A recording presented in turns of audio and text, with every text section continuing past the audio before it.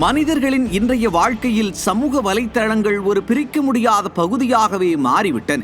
காலை எழுந்தது முதல் இரவு தூங்கும் வரை மொபைல் போனில் ரீல்ஸ், ஷார்ட்ஸ், வீடியோக்கள் போன்றவற்றை பார்த்து கொண்டே நேரத்தை செலவிடுவது அதிகரித்துள்ளது.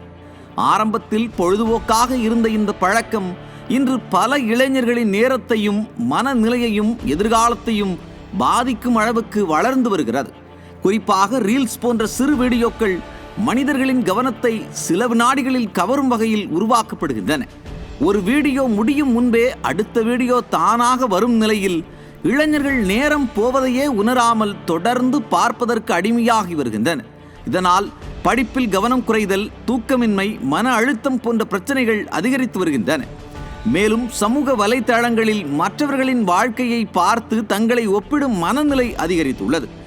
அவர்களுக்கு இருக்கும் நல்ல வாழ்க்கை நமக்கு இல்லை என்ற எண்ணம் பல இளைஞர்களிடம் தன்னம்பிக்கை குறைவை உருவாக்குகிறது. லைக்ஸ் மற்றும் ஃபாலோவர்களையே வாழ்க்கையின் மதிப்பாக எண்ணும் சூழல் உருவாகியுள்ளது. சிலர் அதிக லைக்ஸ் பெற வேண்டும் என்பதற்காக ஆபத்தான செயல்களிலும் ஈடுபடுகின்றனர். இது உயிருக்கு கூட ஆபத்தாக மாறுகிறது. ரீல்ஸ் மோகத்தில் உயிரையே இழந்த பல செய்திகளை நாம் பார்த்திருப்போம்.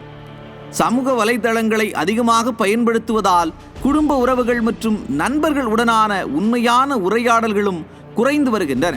ஒரே வீட்டில் இருந்தாலும் அனைவரும் தனித்தனியாக மொபைலில் மூழ்கியிருக்கும் நிலை இன்று சாதாரணமாகிவிட்டது.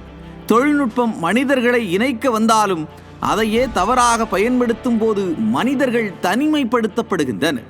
சமூக வலைதளங்கள் முழுமையாக தவறானவையோ அல்லது ஆபத்தானவையோ என்றால் நிச்சயம் அல்ல. அவற்றை சரியான முறையில் பயன்படுத்தினால் அறிவையும் திறமையையும் வளர்க்க முடியும். ஆனால் அதற்கான கட்டுப்பாடு மிகவும் அவசியம். தினசரி மொபைல் பயன்பாட்டிற்கு நேர வரம்பு வைப்பது, தேவையற்ற ரீல்ஸ் பார்ப்பதை குறைப்பது, நேரத்தை பயனுள்ள செயல்களில் செலவிடுவது போன்ற மாற்றங்கள் இன்றைய இளம் தலைமுறைக்கு மிகவும் முக்கியமானவை. ரீல்ஸ் மற்றும் சமூக வலைதளங்கள் வாழ்க்கையின் ஒரு பகுதி மட்டுமே, வாழ்க்கையே அல்ல என்பதை இளைஞர்கள் புரிந்து கொள்ள வேண்டும். மொபைல் திரையை விட நமது கனவுகளும் எதிர்காலமும் மன ஆரோக்கியமும் மிக முக்கியமானவை என்பதை உணர்ந்து செயல்பட்டால் மட்டுமே நல்ல சமுதாயத்தை உருவாக்க முடியும். நியூஸ் ஜே செய்திகளுக்காக ரேணு வாசன்.